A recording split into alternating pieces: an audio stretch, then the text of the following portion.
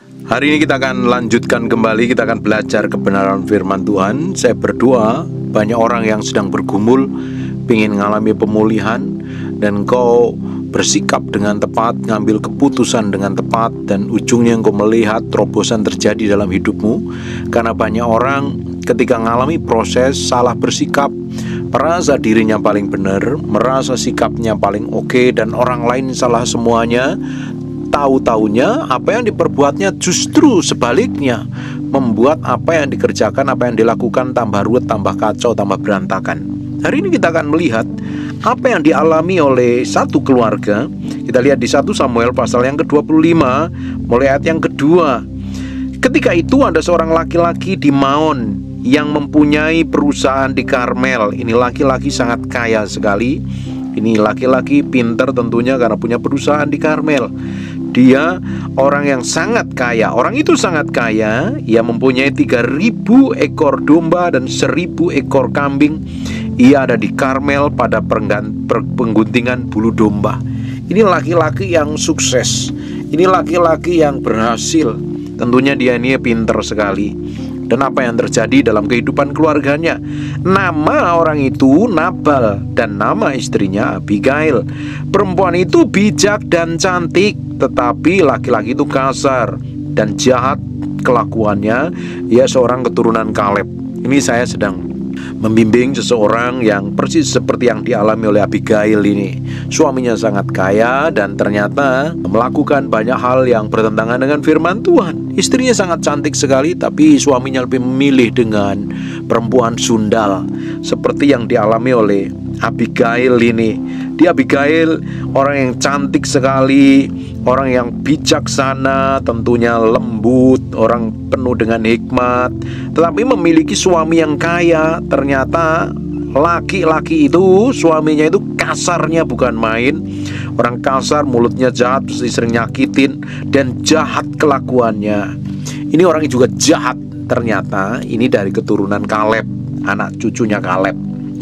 Ketika didengar Daud di padang gurun bahwa Nabal seorang menggunting bulu domba-dombanya, maka Daud menyuruh 10 orang, dan kepada orang-orang itu Daud berkata, "Pergilah ke Karmel dan temuilah Nabal, tanyakanlah keselamatan atas namaku, dan sampaikanlah salam kepadanya, selamatlah engkau, selamatlah keluargamu, selamatlah segala yang ada padamu. Baru-baru ini aku mendengar bahwa engkau mengadakan pengguntingan bulu domba, adapun gembala-gembalamu yang ada dengan kami, tidak kami ganggu. Tidak ada sesuatu yang hilang daripada mereka selama mereka ada di Karmel. Tanyakanlah kepada orang-orangmu, mereka tentu akan memberitahukan kepadamu. Sebab itu biarkanlah orang-orang ini mendapat belas kasihanmu. Bukankah kami ini datang pada hari raya? Berikanlah kepada hamba-hambamu ini dan kepada anak-anakmu Daud untuk apa yang ada padamu." Ketika orang-orang Daud sampai di sana, berkatalah kepada Nabal atas nama Daud, tepat seperti yang dikatakan mereka. Kemudian mereka menanti. Perhatikan, ini orang yang kaya, punya perangai yang buruk, punya sikap yang buruk, punya kelakuan yang buruk. Dia berkata, tetapi Nabal menjawab anak buah Daud itu, katanya, "Siapakah Daud? Siapakah anak Isai itu?" Sombongnya sekali. Banyak orang kaya memang sombong sekali. Banyak orang kaya itu angkuh, karena yang menjadi Tuhannya adalah duitnya. Merasa bisa mampu, merasa bisa melakukan segala sesuatu, punya koneksi, punya jabatan. Banyak sekali orang yang sombong itu angkuhnya bukan main. Hati-hati engkau berurusan dengan orang-orang yang kaya dan jahat. Orang kaya yang angkuh akan dihabisin, benar-benar dihabisin, dibuat babak belur hidupmu. Lebih baik kita bersikap dengan tepat, memiliki sikap dengan hikmat dan pengertian, sehingga apapun yang kita kerjakan, apapun yang kita lakukan tepat seperti yang Tuhan mau. Kita meski tahu ketika kita berurusan dengan orang-orang yang jahat, kita harus memiliki sikap yang benar, memiliki tata cara, tata krama, memiliki etika, memiliki sikap yang benar-benar seperti yang Tuhan mau, supaya sikap dan tindakan kita ini ujungnya hanya mempermuliakan nama Tuhan. Nabal sikapnya buruk. Dia merasa paling kaya, tentunya memiliki kuasa, dan dia menyepelekan utusannya si Daud. Apa yang terjadi? "Masakan aku mengambil rotiku, air minumku, dan hewan bantaian yang kubantai bagi orang-orang pengguntingku untuk memberikan kepada mereka. Aku tidak tahu dari mana mereka ini datang. Lalu orang-orang Daud berbalik pulang, dan setelah sampai mereka memberitahukan kepadanya tepat seperti yang dikatakan kepada mereka. Kemudian berkatalah Daud kepada orang-orangnya, kamu masing-masing sandanglah pedang. Daud marah ceritanya. Lalu mereka masing-masing menyandang pedang. Daud sendiri pun menyandang pedangnya. Sudah itu kira-kira 400 orang maju mengikuti Daud, dan sedang 200 orang tinggal menjaga barang-barang. Daud marah ketika orangnya diperlakukan buruk oleh orang yang sombong ini. Dan apa yang terjadi? Ini Nabal memiliki istri yang bijaksana, cantiknya luar biasa. Dan apa yang terjadi? Tetapi kepada Abigail, istri Nabal, telah diberitahukan oleh salah seorang bujangnya, katanya, ketahuilah Daud menyuruh orang-orang dari padang gurun untuk memberi salam kepada Tuhan kita, tetapi ia memaki-maki mereka. Hati-hati loh ya. Sikapmu yang buruk, responmu yang buruk akan mengundang masalah, membikin kekacauan yang baru, membikin trouble yang baru.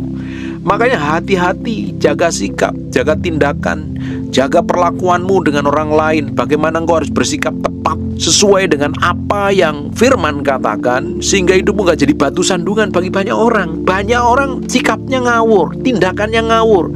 Ujungnya apa? Trouble, ketemu masalah, ribut, berantem, dan terjadi banyak hal yang merugikan hidupnya. Nabal ini mulutnya jahat, kelakuannya busuk. Puji Tuhan dia punya istri yang bijaksana. Istri yang bijaksana, penuh hikmat dan pengertian, tidak mendukung kejahatan yang dilakukan suaminya. Justru dia menjadi pengantara yang baik supaya Nabalnya gak dihabisin oleh Daud dan tentaranya. Ini istri yang luar biasa. Ini istri yang bijaksana. Bapak Ibu, engkau, para ibu-ibu terutama, kalau kedapatan suamimu melakukan kejahatan, jangan didukung, doakan, jadi pengantara, jangan dihakimi, jangan dimusuhi, diajak bicara dengan baik. Kalau nggak bisa diajak bicara, nangis dalam doa, teriak sama Tuhan, minta tolong sama Tuhan. Dan kebanyakan istri ketika mendapatin suaminya melakukan kejahatan, melakukan hal yang busuk, malah justru memusuhinya. Tidak heran akhirnya bukan hal yang baik yang datang, hal yang buruk menimpa suaminya. Dan apa yang terjadi kalau itu terjadi? Anak-anakmu yang rugi, keluargamu yang rugi, semuanya jadi kacau dan berantakan. Istri, engkau harus bijaksana. Istri, engkau harus jadi pengantara antara suamimu dengan Tuhan, antara suamimu dengan orang yang berperkara, dengan orang lain mungkin. Jangan didukung semua perbuatan jahatnya. Minta tolong Roh Kudus, minta hikmat dan pengertian. Jangan terus-terusan kamu merasa paling benar dan nyalain suamimu. Doakan, jadi pengantara seperti Abigail ini. Dan apa yang terjadi? Kita lihat di ayat yang ke-15-nya. Padahal orang-orang itu sangat baik kepada kami, mereka tidak mengganggu kami, dan kami tidak kehilangan apa-apa selama kami lalu lalang dekat mereka. Ketika kami ada di ladang, mereka seperti pagar tembok sekeliling kami siang malam, selama kami mengembalakan domba-domba di dekat mereka. Oleh sebab itu, pikirkanlah dan pertimbangkanlah apa yang harus kau perbuat. Sebab itu, putuskanlah bahwa celaka akan didatangkan kepada Tuhan kita dan kepada seisi rumahnya, dan ia seorang dursila sehingga tidak dapat berbicara dengan dia. Dengerin baik-baik, Bapak Ibu, apapun yang terjadi dalam hidupmu hari ini, engkau harus berada di sisi, di pihaknya ya Tuhan. Engkau harus melakukan kebenaran. Lindungin, proteksi, jagain keluargamu dengan baik. Jangan buka celah, jangan bikin trouble, jangan dihakimi, jangan dimusuhin keluargamu. Engkau harus jadi pengantaranya. Kalau engkau jadi pengantaranya, dan yang rugi nanti ujungnya adalah dirimu sendiri dan keluargamu seutuhnya akan hancur. Si Nabal ini melakukan hal yang jahat, dan tetapi untungnya bujangnya ini masih bijaksana ngomong sama Abigail. Engkau harus memutuskan hal yang baik, engkau harus memutuskan yang benar. Kalau ini tidak kamu putuskan dengan benar, nanti mendatangkan celaka kepada Tuhan kita dan keluarga kita. Tetapi yang diperbuat Abigail ini memang benar-benar perempuan yang cantik lahir dan batin. Ibu-ibu, engkau harus cantik lahir dan batinmu. Jangan mukamu dibawa ke salon, dipermak ke salon, tapi hatimu busuk, keras kepala, merasa benar sendiri, merasa pintar sendiri. Engkau harus bersikap seperti Abigail. Perhatikan baik-baik. Lalu segeralah di ayat 18, Abigail mengambil 200 roti, 2 buyung anggur, 5 domba yang telah diolah, 5 sukat bertih gandum, 100 buah kue kismis, dan 200 kue ara. Dimuatnyalah semuanya ke atas keledai. Memang orang kaya, dikasih makanan yang banyak, dikumpulin roti yang banyak, anggur juga luar biasa banyaknya. Lalu berkata kepada bujangnya, berjalannya mendahului aku menyusul kamu. Tetapi Nabal suaminya tidak diberitahunya, karena penuh hikmat dan pengertian. Luar biasa, jadi pengantaranya antara suami dengan Daud, supaya apa? Tidak dibunuh, tidak dibinasakan. Lihat yang ke-20, ketika perempuan itu dengan menunggang keledainya turun dengan terlindung oleh gunung, tampaklah Daud dan orang-orangnya turun ke arahnya. Dan perempuan itu bertemu dengan mereka. Daud tadinya telah berkata, sia-sialah aku melindungi segala kepunyaan orang ini di padang gurun, sehingga tidak ada sesuatu pun yang hilang dari segala kepunyaannya. Ia membalas kebaikanku dengan kejahatan. Beginilah kiranya Allah menghukum Daud, bahkan lebih lagi daripada itu, jika ku tinggalkan hidup sampai pagi seorang laki-laki saja pun dan semuanya yang ada padanya. Bayangin Bapak Ibu, kalau Abigail gak menemuin, akan dibinasakan semuanya loh, tidak tersisa. Di ayat 23, ketika Abigail melihat Daud, segeralah ia turun dari atas keledainya, lalu sujud menyembah di depan Daud dengan mukanya sampai ke tanah.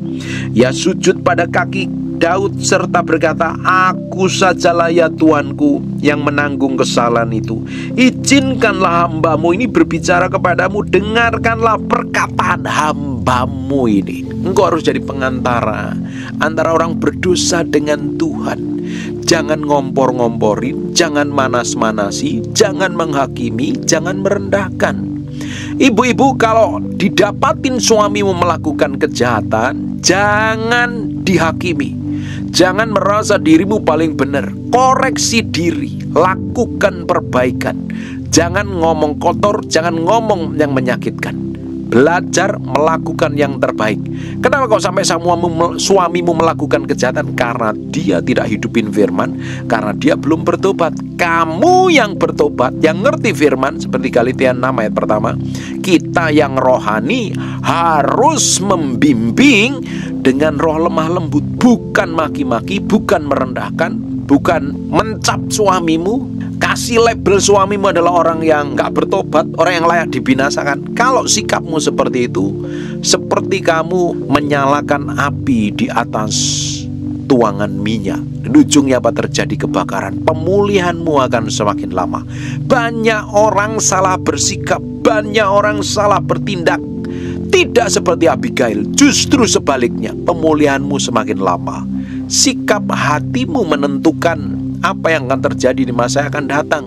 Sebenarnya Tuhan pingin kita ini cepat mengalami pemulihan. Yang jadi masalahnya sikap hati kita, respon kita seringkali salah, dan ujungnya pemulihan itu tertunda karena kita merasa paling benar, karena kita merasa paling suci, karena kita merasa paling bisa melakukan segala sesuatunya seperti yang seakan-akan tepat, seperti yang Tuhan mau, padahal sebaliknya. Hari ini kita mesti belajar dengan apa yang dialami Abigail.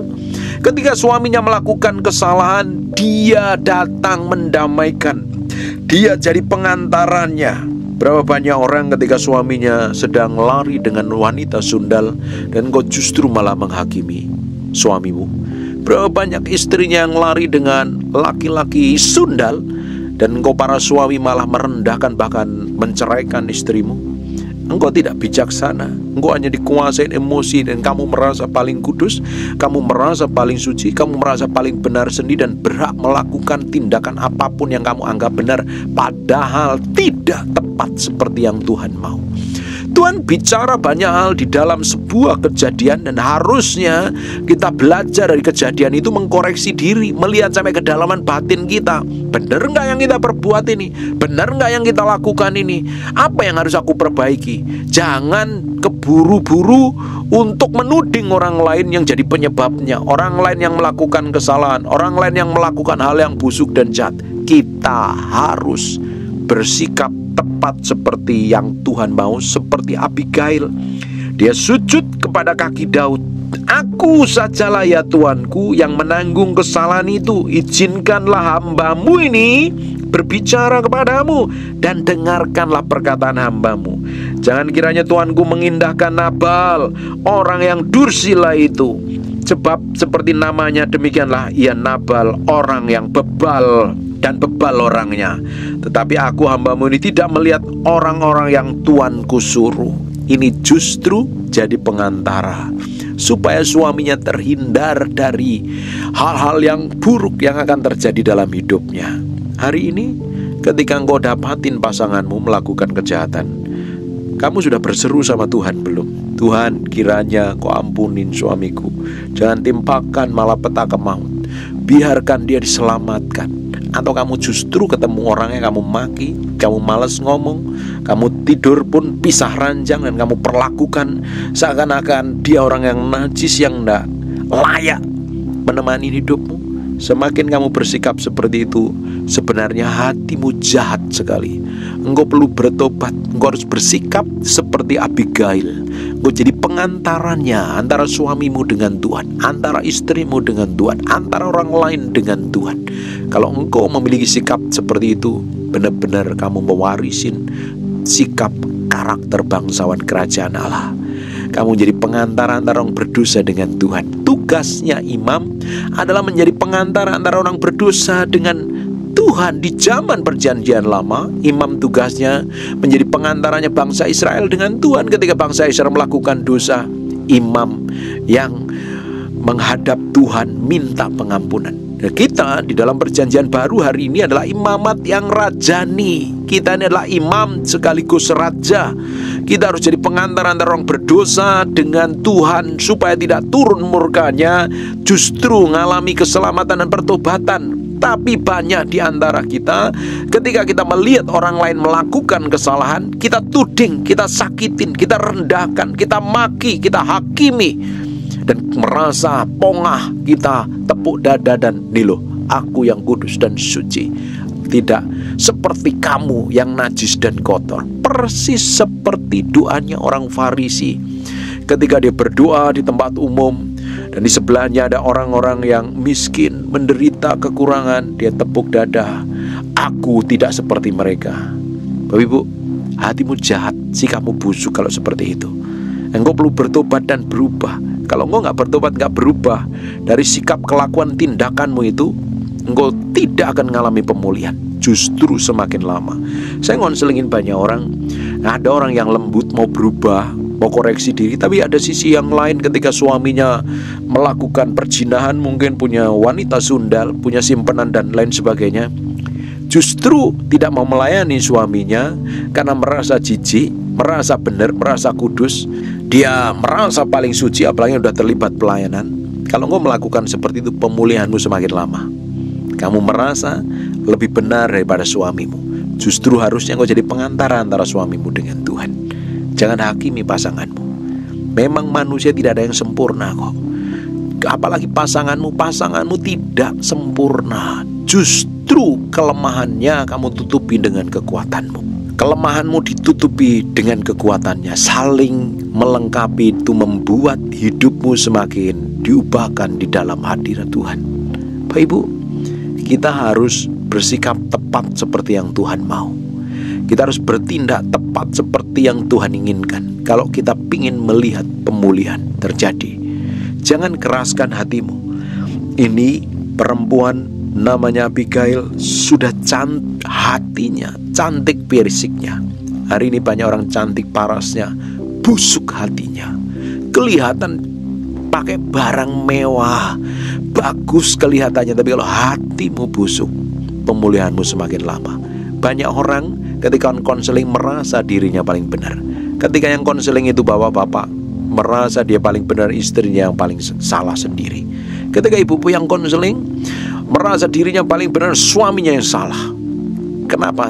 Karena ada kecenderungan orang itu membela apa yang diperbuatnya, merasa benar. Padahal Alkitab katakan semua orang boleh bertindak semaunya sendiri, tapi Tuhan yang menilai. Karena orang bertindak menurut pandangannya sendiri yang dianggap benar, tapi belum tentu benar di hadapan Tuhan. Apa yang kamu anggap benar kalau tidak sesuai dengan firman, itu salah di pemandangan Tuhan. Apa yang kamu pegang prinsip, kamu pikir prinsipmu itu benar menurut pandanganmu sendiri, kalau tidak tepat seperti yang Tuhan mau, salah. Dan ujungnya pemulihanmu semakin lama. Ketika mendapati pasanganmu melakukan kejahatan, tetap lakukan yang terbaik, layani yang terbaik, ngomong yang lembut, jadi pengantara antara suamimu dengan Tuhan, antara istrimu dengan Tuhan, antara orang tuamu dengan Tuhan.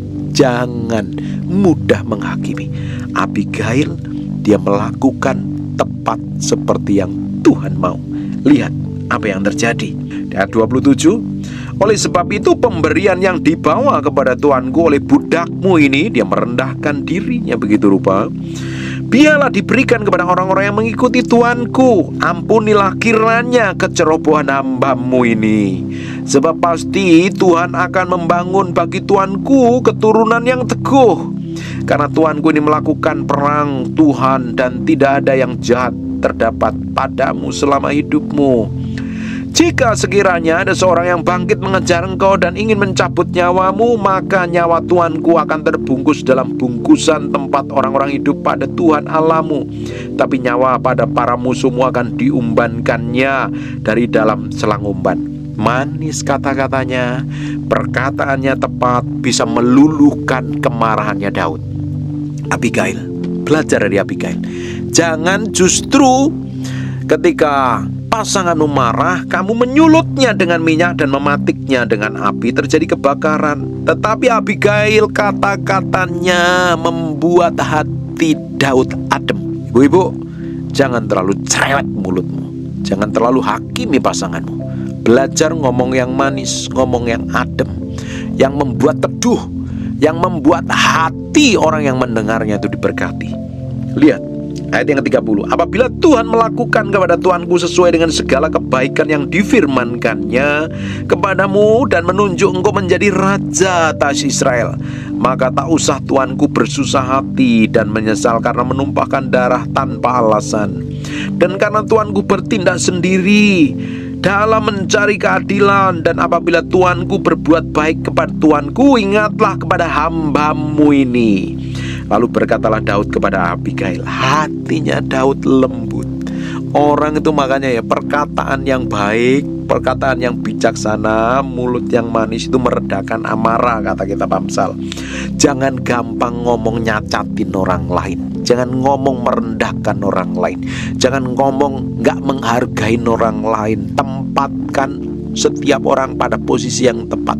Punya tepo seliro, tepo tepak seliro, bisa menempatkan diri dengan tepat. Belajar menghargai dan menghormati orang lain. Sebab kebutuhan semua orang untuk dihargain dan dihormatin, terutama pasangan hidupmu. Kalau engkau gak bisa menghargai dan menghormatin, apa yang terjadi? Konflik berkepanjangan. Di ayat yang ke-34, tetapi demi Tuhan Allah Israel yang hidup, yang mencegah aku dari berbuat jahat kepadamu, jika engkau tadinya tidak segera datang menemui aku, pasti tidak akan ada seorang laki-laki pun tinggal hidup pada Nabal sampai fajar menyingsing. Lalu Daud menerima dari perempuan itu apa yang dibawanya untuk dia, dan berkata kepadanya, pulanglah dengan selamat ke rumahmu. Lihatlah, aku mendengarkan perkataanmu dan menerima permintaanmu dengan baik. Perkataan perempuan bijaksana bisa meredahkan amarahnya Daud. Abigail bisa meredakan amarahnya Daud, dan benar-benar hatinya diubahkan. Perkataan orang yang bijaksana itu membuat orang diberkati, bukan menyakitin, bukan merendahkan. Belajar bersikap dengan baik, belajar bersikap dengan tepat. Tindakanmu hari ini akan menentukan apa yang kau akan alami di masa yang akan datang. Lihat apa yang dilakukan Tuhan atas kehidupan Abigail. Sampailah Abigail kepada Nabal, dan tampaklah Nabal mengadakan perjamuan di rumahnya, seperti perjamuan raja-raja. Nabal riang gembira dan mabuk sekali. Sebab itu tidak diceritakan perempuan itu sepatah kata pun kepadanya sampai fajar menyingsing. Tetapi pada waktu pagi ketika sudah hilang mabuk Nabal itu, diceritakanlah kepadanya dan oleh istrinya segala perkara itu. Lalu terhentilah jantung dalam dada dan ia membatu, kena stroke mendadak. Bapak Ibu, kalau kamu disakitin, pasanganmu berbuat jahat, melakukan kejahatan, kasar ngomongnya, berkhianat, nyakitin, ngelukain, dengerin baik-baik. Kamu harus jadi pengantara dia dengan Tuhan. Justru ketika kamu lakukan bagianmu, kamu tidak membenci, justru mengasihi. Tuhan yang turun tangan. Si Nabal itu orangnya kasar dan jahat sekali. Abigail bersikap manis. Dia tidak hakimin suaminya, tidak ngomong buruk tentang suaminya. Justru dia melakukan hal yang baik, menjadi pengantara supaya suaminya tidak mengalami hal yang buruk dalam hidupnya. Dan apa yang terjadi? Tuhan bela. Ketika waktu pagi, ketika sudah hilang mabuk Nabal itu, di ayat yang ke-37, diceritakannya kepadanya oleh istrinya segala perkara itu, lalu terhentilah jantungnya dalam dadanya dan ia membatu karena stroke mendadak. Dan kira-kira 10 hari sudah itu, Tuhan memukul Nabal sehingga ia mati. Dengerin baik-baik. Tuhan melihat apa yang kita perbuat. Tuhan melihat apa yang kita lakukan. Tuhan memperhatikan segala sesuatu, perkataan, sikap, tindakan yang kita kerjakan. Kalau kita lakukan yang terbaik, ketika kamu dianiaya, kamu bersikap benar, kamu bertindak benar, kamu melakukan yang tepat seperti yang Tuhan mau, kamu tidak membela dirimu, justru kamu melakukan hal yang mempermuliakan nama Tuhan. Kamu tidak pingin membalas, kamu tidak pingin menyakiti. Tuhan turun tangan. Tuhan membela apa yang dilakukan Abigail. Ujungnya Tuhan memukul Nabal sehingga ia mati di ayat yang ke-38. Dan apa yang terjadi? Pembelaan Tuhan sungguh nyata terhadap orang-orang yang tersakiti, Bapak Ibu. Tuhan yang kita sembah di Allah yang hidup, dahulu kekal sampai selama-lamanya. Dia tidak pernah berubah. Justru hati kita seringkali berubah dengan keadaan, dengan kejadian, dengan hal buruk. Harusnya kita belajar, kita koreksi diri, belajar dari apa yang dialami oleh Abigail ini. Dan dia akhirnya di ayat yang ke-39, ketika didengar Daud bahwa Nabal telah mati, berkatalah ia, terpujilah Tuhan yang membela aku dalam perkara penghinaan Nabal terhadap aku dan mencegah hambanya daripada berbuat jahat.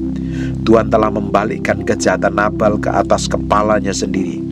Kemudian Daud menyuruh orang untuk berbicara dengan Abigail tentang mengambil dia menjadi istrinya.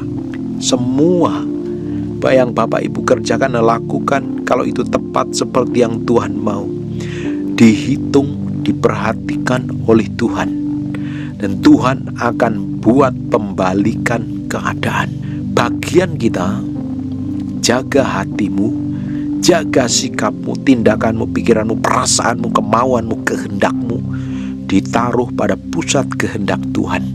Bersikap tepat. Jaga lidah bibirmu untuk tetap memperkatakan yang baik, menjadi pengantara antara orang berdosa dengan Tuhan. Tuhan akan muncul dalam kedahsyatannya membela hidupmu. Dia Allah yang tidak pernah berubah. Dia bela Abigail, dia angkat Abigail. Tuhan yang sama akan bela hidupmu. Tuhan akan tunjukkan kuasanya. Tanpa kamu membalas pun, Tuhan akan turun tangan membela perkaramu. Amin. Saya berdoa apa yang kita pelajarin membuat mata hatimu dibukakan, engkau mengerti kebenaran dari hidupmu, semakin hari semakin mengasihi Tuhan. Bapak Ibu, diperlakukan buruk, engkau diperlakukan jahat oleh orang lain, diperlakukan buruk oleh keluargamu, oleh suamimu, oleh istrimu, oleh anakmu, oleh siapapun. ketika engkau memilih bersikap benar di hadapan Tuhan, Tuhan yang akan menjadi pembelamu, menjadi panglima perangmu sendiri. Jangan pernah ada niat sedikit pun dalam hatimu untuk membalasnya dengan mengotorin tanganmu, mengotorin lidah bibirmu dan memperkatakan hal buruk tentang siapapun yang pernah menyakiti dan melukai dan pernah mengkhianatimu. Justru bawa ke hadirat Tuhan. Jadi pengantara orang itu dengan Tuhan. Tuhan lihat kemurnian hatimu dan sikap hatimu. Dia muncul dalam kedahsyatannya membela hidupmu. Amin. Tutup matamu, tutup Alkitabmu. Kita berdoa. Bapak, terima kasih buat firman-Mu. Kami materaikan dengan darah anak domba. Firman ini nempel dalam hati kami berhari-hari, berminggu-minggu, berbulan-bulan. Firman jadi kehidupan dan hamba-Mu berdoa. Setiap orang yang mendengar firman ini dijamah, dipulihkan, dilawat Tuhan, diubahkan dalam hadirat Tuhan. Semakin hari semakin didapatin menjadi orang kesayangannya Tuhan. Terima kasih Tuhan, kami kembalikan untuk hormat kemuliaan. Untuk orang-orang yang sedang bergumul, orang-orang yang sedang struggle, orang yang merasa dihianati dan disakitin, Tuhan berikan kemampuan, kekuatan untuk bersikap dengan benar, bertindak dengan benar. Terima kasih Tuhan, kami kembalikan semuanya untuk hormat kemuliaan. Hamba berdoa untuk orang yang sakit dan mengalami kelemahan tubuh, oleh bilur Yesus, oleh darah Yesus, jadilah engkau tahir, jadilah engkau pulih, jadilah engkau sehat, sehat seperti sedia kala. Dalam nama Yesus kami berdoa dan mengucap syukur. Haleluya, amin. And God bless you. Naralamu sanamu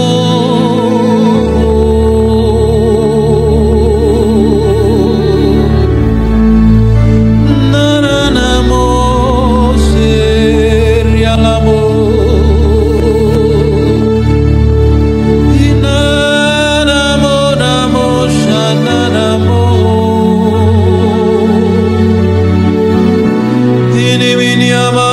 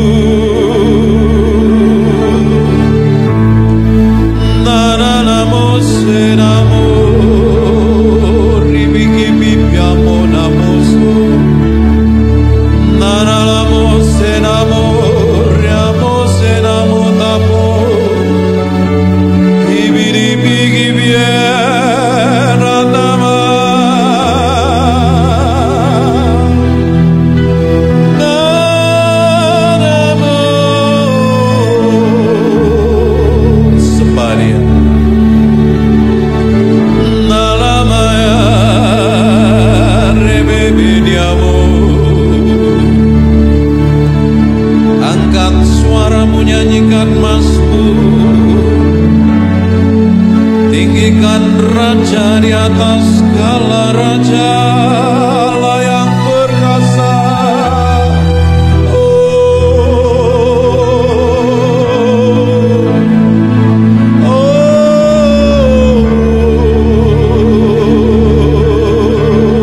We worship you, we adore you, we adore you.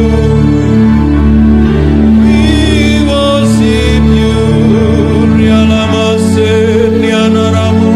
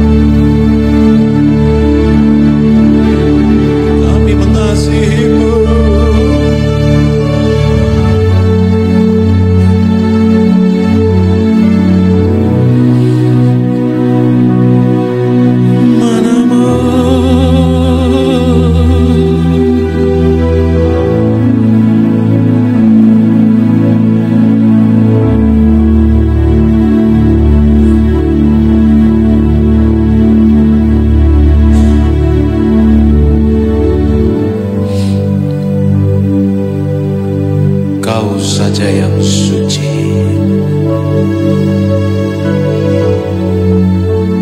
Kau saja yang layak.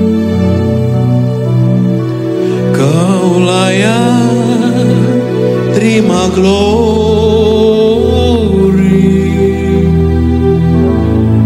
Yesus, Kau Tuhan.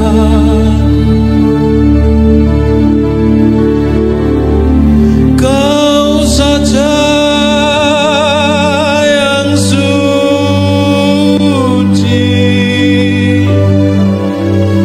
Kau saja yang layak.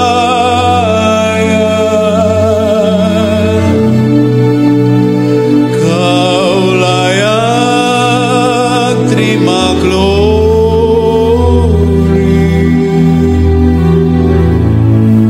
Hanya Kau Tuhan.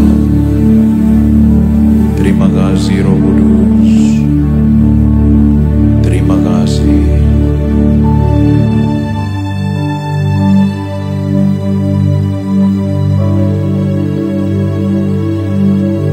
Kami mengasihi-Mu Tuhan. Sungguh hati kami mencintai Engkau lebih dari apapun juga. Tapi dalam kedagingan kami sering melakukan hal yang menyakitin, yang bertolak belakang dengan kehendak-Mu. Berikan kemampuan kami setiap hari untuk berjalan dalam kesucian dan kekudusan.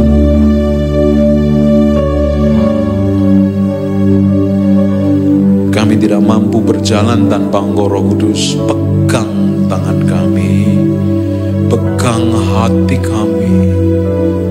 Lihat sampai kedalaman batin kami mencintai Tuhan. Kami mengasihi Engkau. Kami ingin berkemenangan setiap hari. Dapatin kami menjadi orang kesayangan-Mu. Terima kasih. Terima kasih. Kami mau belajar apa yang Kau mau, Tuhan. Terima kasih. Dalam nama Yesus.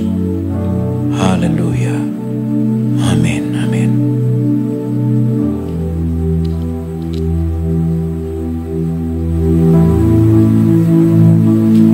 Menikmati hadirat Tuhan, merasakan Tuhan datang.